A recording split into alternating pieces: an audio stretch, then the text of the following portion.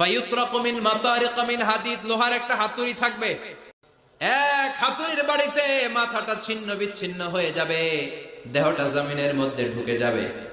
তার চিৎকারে ওই কবরস্থানটা থার থার করে কাঁপবে, কিন্তু কেউ শুনবে না। এজন্য মাঝে মাঝে কবরস্থানে দেখবেন গরু বেঁধে রাখলে রশি টুসি সিরা গরু দেয় দৌড়, আছে না নাই? ফাতাখতালিফা আদলাউহু, দেহের এই পাঁজরগুলো ডান দিকের পাঁজর বাম দিকে যাবে, বাম দিকের পাঁজর ডান দিকে আসবে, পুরো দেহটা পাউডার হয়ে যাবে। তার এক একটা চিৎকারে পুরো কবরস্থান থার থার করে কাঁপবে।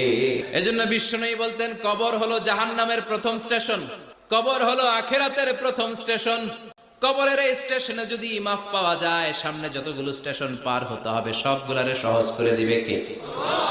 আর কবরের স্টেশনে যদি গন্ডগোল লাগে, সামনে আরো গন্ডগোল আছে না নাই? বেশি না কম?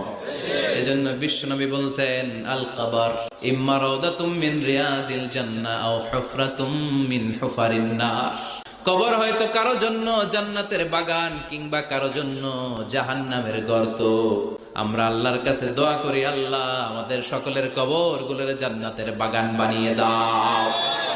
এজন্য বিশ্বনবী সব সময় দোয়া করতেন, আল্লাহুম্মা ইন্না নাউযু বিকা মিন আযাবিল কবর, ও আল্লাহ কবরের আযাব থেকে তুমি আমাদের বাঁচাও, পড়ে না আমিন।